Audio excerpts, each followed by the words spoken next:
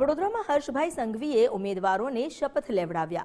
હર્ષભાઈ સંઘવીએ મહાનગરપાલિકાના ભાજપના ઉમેદવારો સાથે સંવાદ કર્યો।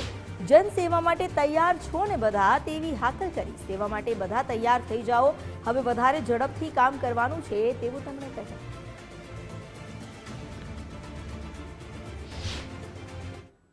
હર્ષભાઈ સાથે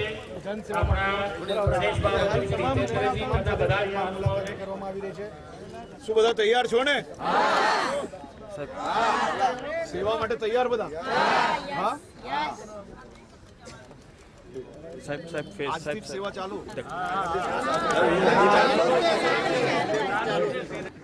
અને હવે વધારે ઝડપથી કરવાનું। પાક્કું? ભારત માતા કી જય! ભારત માતા કી જય!